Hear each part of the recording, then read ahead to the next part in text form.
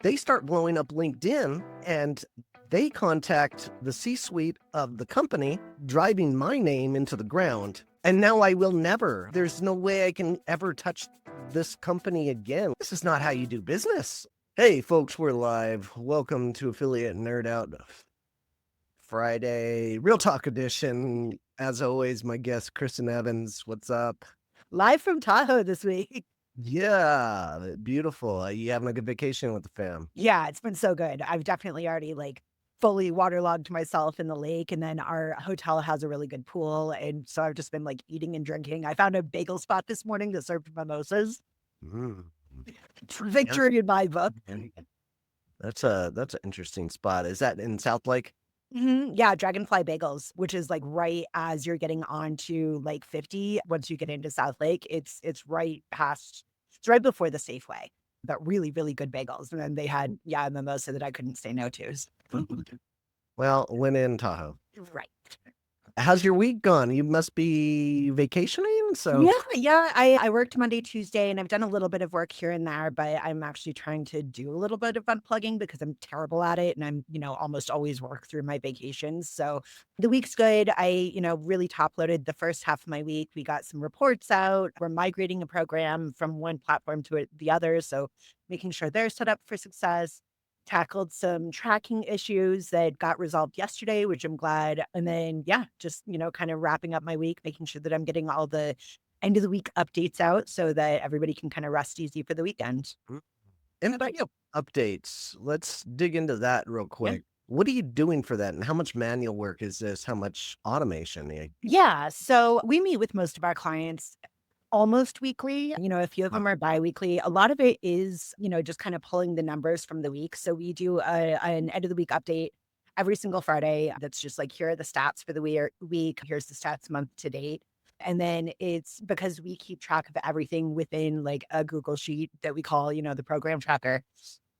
We already have everything that we've done for the week in there. So we just pull that information and slap it into a doc and share it with our brands. So that includes any promising conversations we're having, any follow-ups that they might need from a previous meeting or question, and just making sure that all the loops are kind of closed. Some of it's automated, not a whole lot of it is. It's probably a little bit more manual on that end, but we started doing it, I want to say 5 or 6 months ago, just really regularly updating all of our clients at the end of the week, regardless of whether or not we've met with them during the week. And it has done so much to kind of further foster good relationships with our clients. It's not what's going on. They have a tracker that they have visibility into, but this really kind of boils down the information to a really digestible nugget. And then we just throw it in Slack and share it with them. And it just, fosters a lot more goodwill just to have that communication. Oh, great. I love what Nick Marchese is building out to help with this and help Yeah. solve for this. Yep. Saving agencies, a couple of hours each week. It would be super clutch. Can't wait for that thing to come out so I can promote it for him. For sure. He better give you a kickback. Oh, he better start an affiliate program for it. Eat his own dog food. Awesome. I feel like we're talking about burning bridges a lot on this pod, and for whatever reason, somebody went absolute nuclear on me this week, and I'm not gonna drop names or anything. Don't need to. Of course, there's no need to, but the rundown of this situation was one of the weirdest thing I've ever seen. I asked somebody for a list online. This is a website that has a great internet presence and finding ideal influencers and has a huge database of them. And I bought lists from this company before, and they were great and had good experiences. And this time around, we had a hiccup. I said, yeah, go ahead and send me the invoice. Well, they charged my credit card, and without me saying, pushing a button, they just charged my credit card that they had on file from the past. And I'm like, hey, I wasn't going to use this credit card. I didn't authorize this. How are you doing this? They refund it, and then they sent the list. And then I'm just like, okay, yeah, let me get this invoice paid. And they created an invoice for me. But now I can't get my company to like buy the list because they're afraid to put their credit card on the file. Yeah. And it turned into a really awkward situation because that guy sent the list. Now, I didn't even open the list Right. out of respect for his business because I do think kind of the same thing and I wouldn't open that. I'm not using the list. But then they sent 8 emails in a matter of 6 days while I was on vacation, like demanding that I pay it, demanding that I respond to them. And then when I didn't pay it, because I'm waiting for the company that Because it's not your credit card. You're yeah, using somebody else's financial info. right. And it's sketch now. They start blowing up LinkedIn and they contact the C-suite of the company and saying that I'm frauding them and like driving my name into the ground, which is just a $500 situation. And it was a relatively short period of time too, right? Like Yeah. it's not even on like a net 15, anything like that. Like I have this reputation of stealing people's stuff online, but they went absolutely nuclear. And the weirdest thing is like it's a 30-person company, and this is like the CEO handling all of this and doing this and like just making a ass of themselves. And I I've never seen anybody lose. I would have bought a dozen more lists. Yeah. The list is really And good. now you won't. And now I will never. Like there's no way I can ever touch this company again, which is super sad to me, but like this is not how you do business. Like Well, but and not just you, because like they emailed other people in your company. And so now the people who they potentially could have worked with, like in other avenues, in other like, businesses, they also now have a bad taste in their mouth. Like, what? tough. Now my CEO has to get involved Yeah. and like send a cease and desist letter and like it is the weirdest thing I've ever seen. Like And I there was no formal agreement. They sent you the list before they collected payment, which, like, sorry, that's on them. not my fault that they It's sent not that your list. fault. But also, like, almost every single invoicing system has at least some sort of grace period, that's like, we need payment within X period of days or whatever. But, like, yeah, that sounds shady, but it sounds like they need to get it together.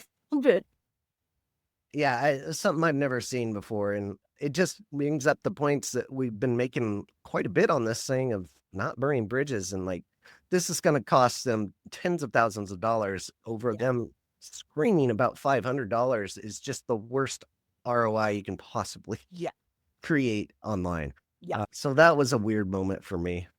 Anything up with you? No, not so much this week, but we were having an interesting conversation, kind of, sidebarring that I thought might be worthwhile talking about. And Cool. that's looking at like reversal rates in programs. And we got into kind of a little bit of a debate on like, should affiliates be penalized if the product is returned? Like, should affiliates' commissions be reversed just because the consumer has a poor experience? And that could be like they bought the wrong size, there was something wrong with the product, whatever. And one of our friends brought up the idea that the amount of commission that an affiliate makes overall on a product is such a minutia amount compared with like the overall grand scheme of things that it's almost worth it for the business to eat that cost in order to foster the relationship. Whereas, for me, and I think for you, best practice has always been the brand shouldn't have to pay on a product that's returned, that's not whatever. And, I do kind of see both sides of the coin because the affiliate did their job in sending the sale. They effectively completed what their task is. It's not the affiliate's responsibility necessarily to uphold the product, the credibility of the product or whatever.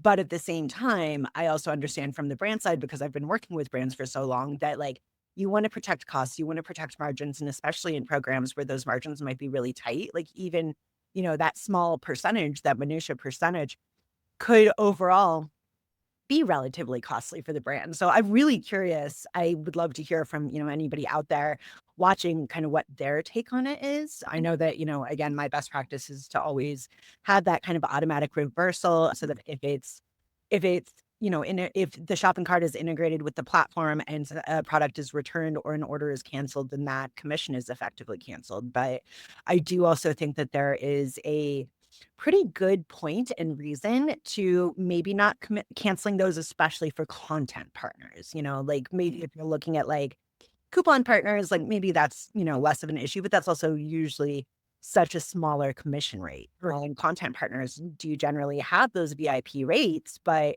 they're also the ones that are really like I'm not saying scraping and begging, but they're the ones that are really working for the brand story side of things. And so I don't know. I mean, I can kind of see both sides of the coin there, but I would love to hear others, weigh in on that because I think it's an interesting debate for sure. Yeah, that's a good point. I mean, I see both sides as well. I've always thought, the brand's already losing money on that deal, right? They Mm, paid for the shipping, the packaging, the employees, the ad costs outside of the affiliate channel already, and they're just trying to recoup a little bit more.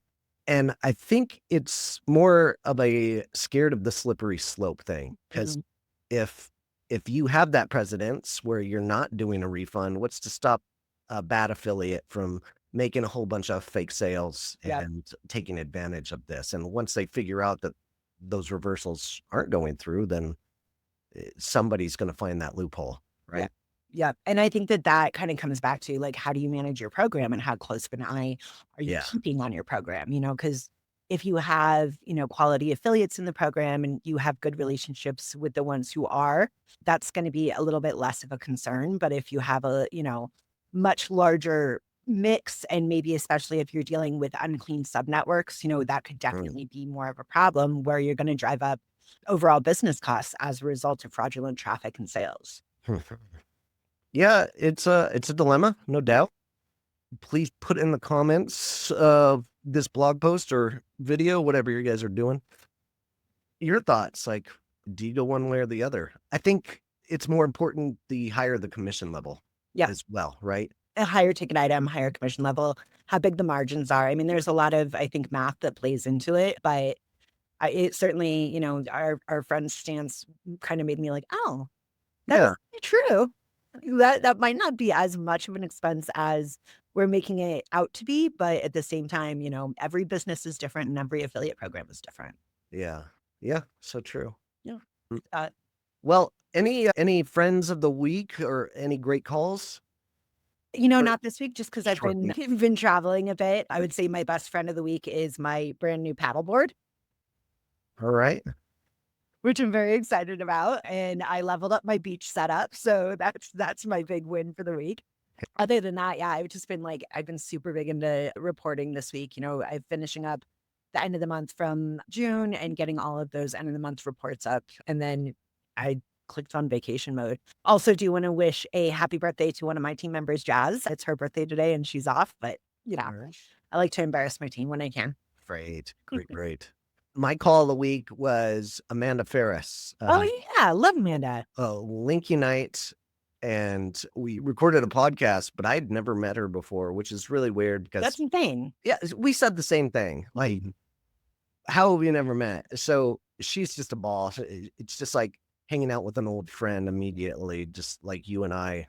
She's great people. Me and Sarah are both like that. Yeah. Have you had the chance to meet Sarah yet? I I've met Sarah, but it's brief. That we Yeah. haven't hung out. So They're very much, I mean, they're two peas in a pod. I like Yeah, they're very much like that. I think Amanda is too, but I know Sarah's a Red Sox fan too. So, we bonded over that pretty quickly. awesome. All right. Well, I'll let you get back to vacation mode. Thanks for joining me. Yeah, the lake is calling. I must go jump. Yeah. All right, folks. Thanks for being here. Keep on the Bye. Take care.